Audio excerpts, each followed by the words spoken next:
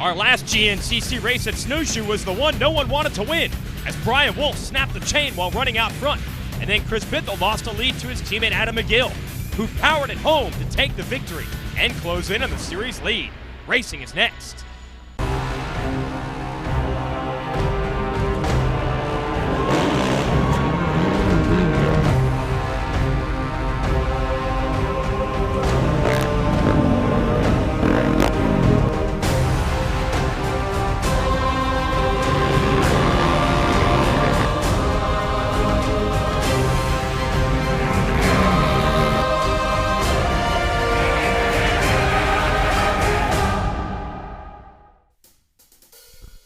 Welcome to Racer TV's coverage of the Can-Am Grand National Cross Country Series.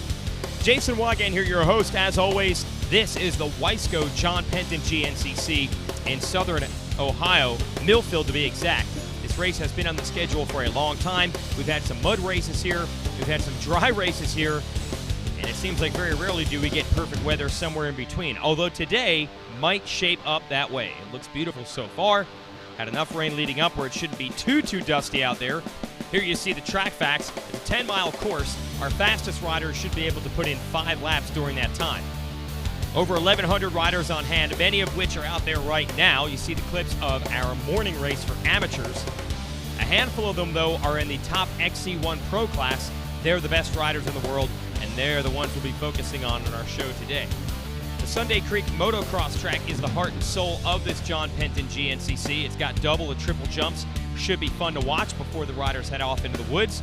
John Penton, by the way, a pioneer in American off-road racing. He is the man who originally imported the KTM motorcycle to the U.S. So we named this race after him since he is an Ohio native. Now it's about time to clear the decks, get the mechanics and teams off the line, and it'll be nothing but racers and ATVs. Chris Boric, your series points leader, but with mechanical problems in our last race at Snowshoe, Adam McGill is closing in the series standings. So watch for Boric and McGill to try to get after it today with a whole bunch of other contenders looking to knock them off of the top 2 spots. Short start straight to the motocross track, and Kevin Yoho is going to lead everyone through, but that was an awfully good start. I don't know if he's going to collect that Motorsport Hole Shot Award or not. Might be some accusation of jumping that dead engine start. We'll try to get to the bottom of that later, but right now Yoho on the 13 is in the lead, with Taylor Kaiser, the Yamaha, right behind him. 341 is Ohio's own Brian Wolf, and he is already making tracks. Wolf won a round in Indiana a couple of weeks ago. Right now it's Yoho, a rookie in the pro class, with now Boric right behind him. And we are hearing they're going to strip Yoho of the Hole Shot Award and give it to Kaiser, who started second. So a false start for Yoho, and there will probably be a time penalty for him later on in this race. $250 from motorsport.com, though, going to go to Kaiser. Yoho, though, is still physically the leader on the course as he attacks the first major obstacle, a little mud hole followed by an uphill. This is classic cross country.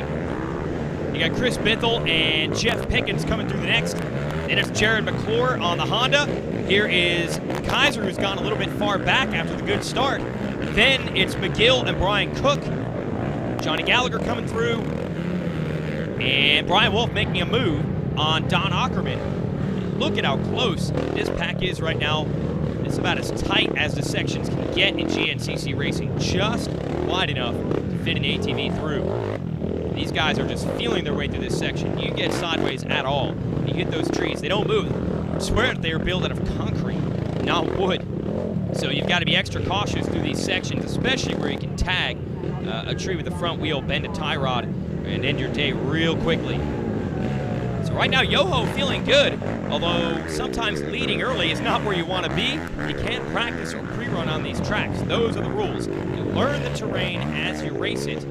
So sometimes these riders don't want to lead early. They'd rather have someone else figure their way out through the mess. As Wolf, very aggressive, looking to make moves and get up front, and he has. He has gotten around McGill early in this one.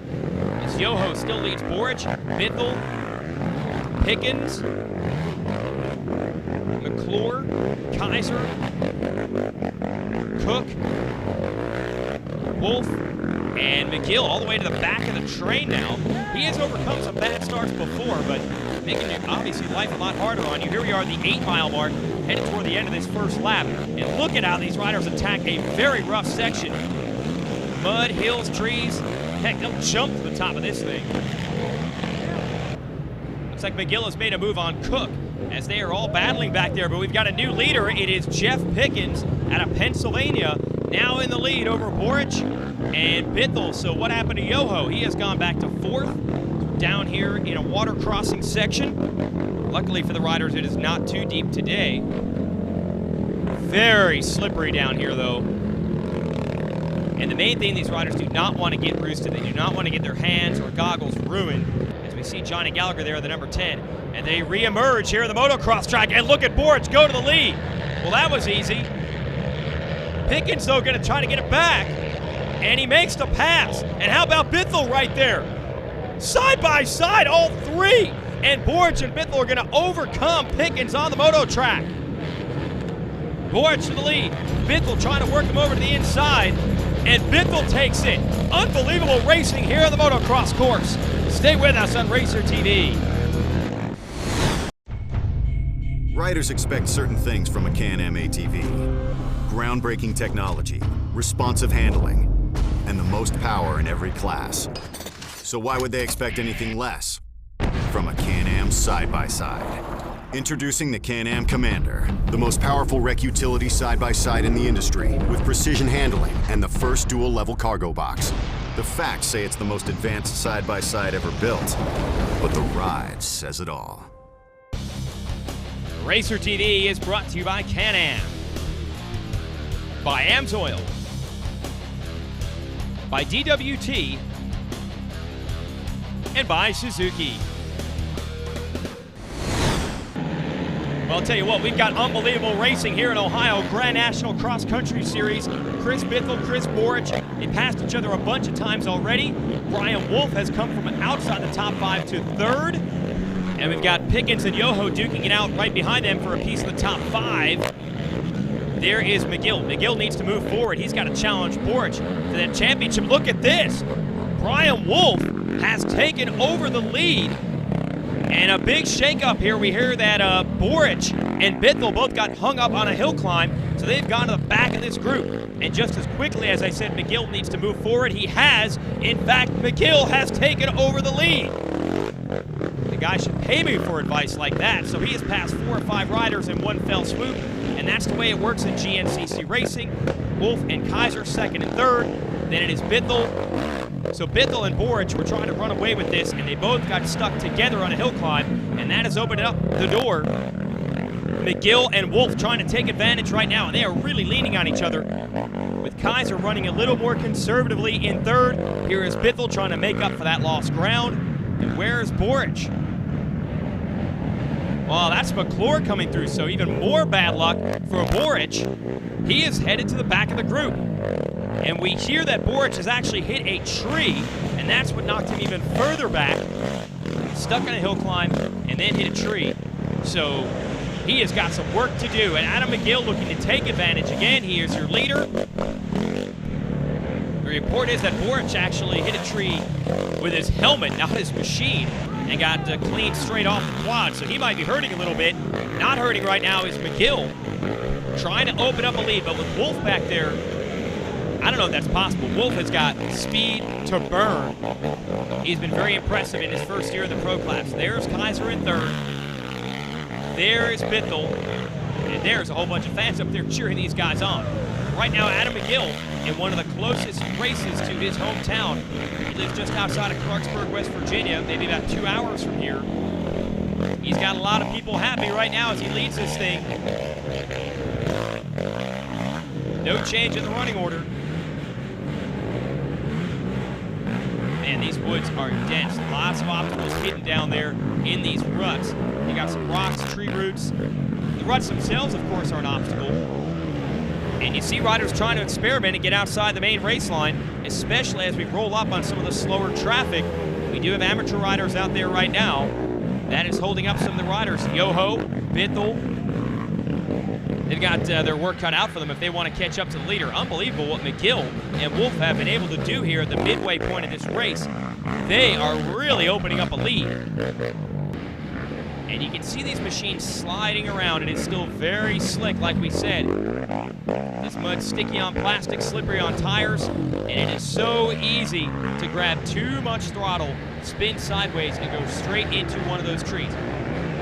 Boric knows that feeling, but he has begun to pick up the pace. He has gotten back around McClure, and Boric slowly beginning to work his way back toward the leaders. Now it is Wolf back in the lead with his distinctive style. You hear him all over the rev limiter, and we have lost McGill. So just as quickly as things were working out brilliantly for the Warner Can-Am rider, he has now gone to the back of the field. We hear there was some sort of problem with the machine.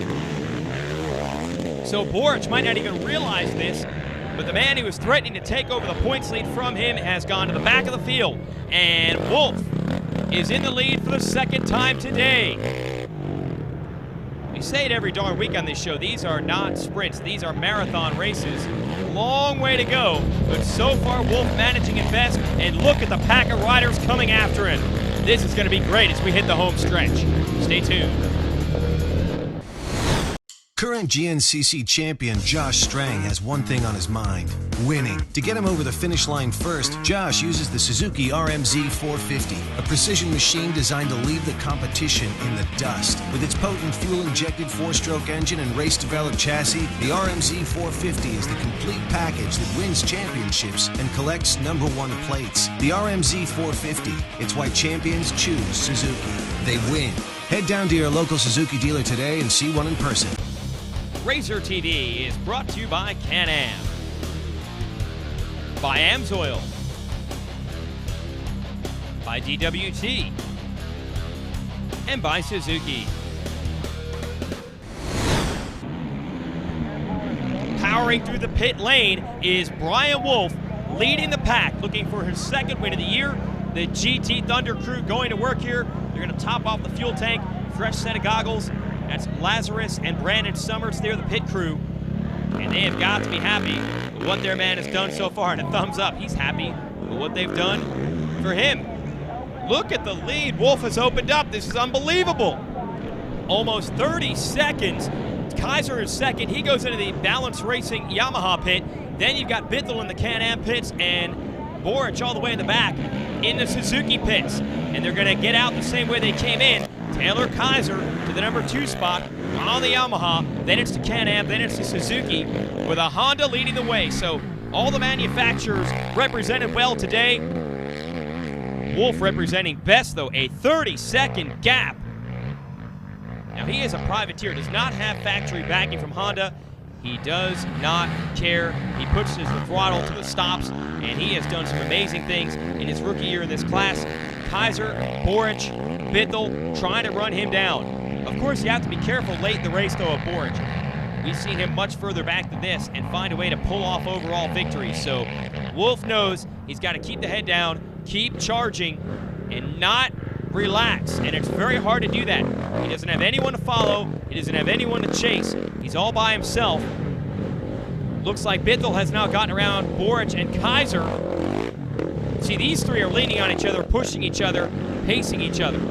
They might be able to catch back up to Wolf. We'll see. Check out the highlights of our morning race for our amateur riders. We mentioned this at the top of the show. Here's your women's class battling it out. Yes, they race full-on 450s. Looks like Kristen Atwell controlling the start in that division. And yes, we race utility machines at GNCC. Andrew Langston on the 212, grabbing the whole shot over the man who's got most of the whole shots this year, Zach Sikowski, seen with the green on the front of his machine. These 4x4s, yeah, you figure they've got great traction and ground clearance, but they can go fast too, and they can even jump. Unbelievable, the evolution of these machines.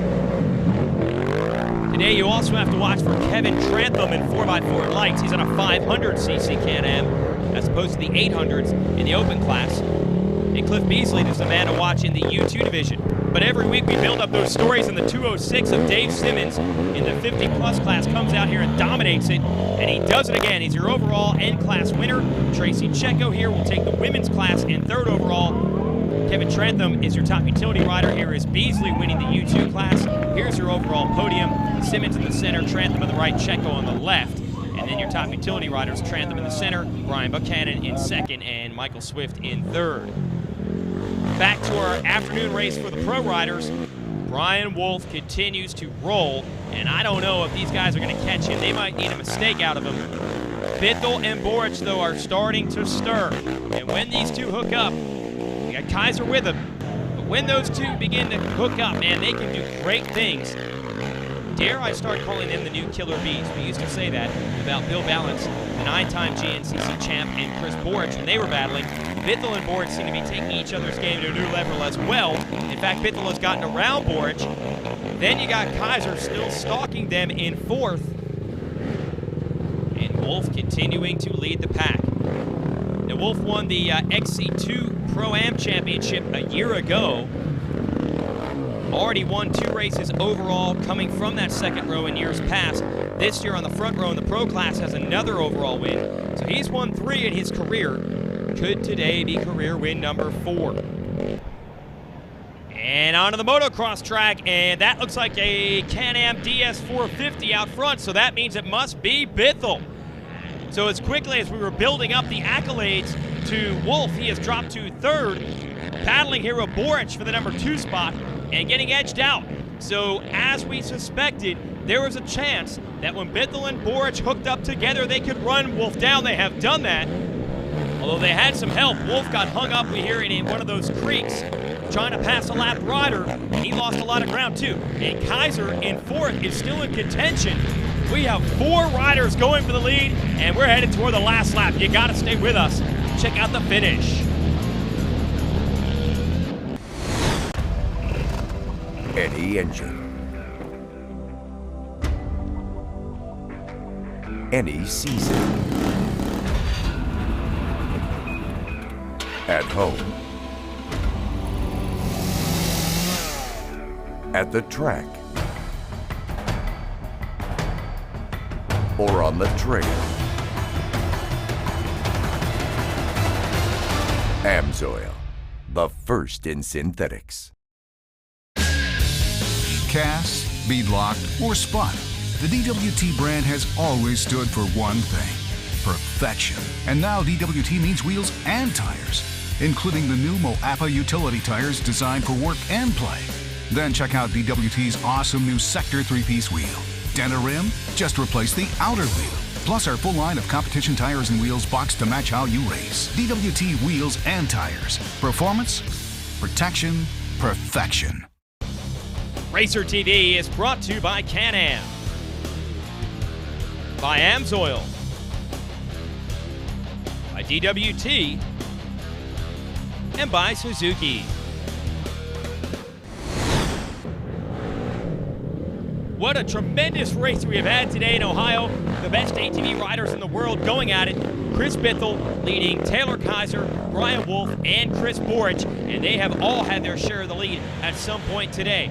Right now, it's Chris Bithel in the point position with 2 laps to go. But you got to watch his third place man, Wolf. He had a big lead at one point, got stuck in the mud, has had to mount a come-from-behind charge. Does he have anything left in the tank, or is this Bithel's race to lose? And also, Kaiser, he's been very quiet in the number 2 spot. Haven't seen many ups and downs from him. He might just be waiting. See, in contrast, Boric in 4th. He has had good moments and bad. It's been a wild race for him. As the top 4 here drop back down into the mud, jump into the mud for Wolf. It looks like no goggles for Boric. Man, these are just fun conditions to watch. You got rocks, mud, tree roots, ups and downs, fans of the woods, helping point out the good lines to the riders, and even some broken down equipment to avoid. And now Boric in the lead. Word is that Bithel hit a tree himself, so that has happened several times today. Boric hit one earlier, went to the back of the train. Now Bithel has run into one. He has gone to the back of the group, and Boric takes advantage.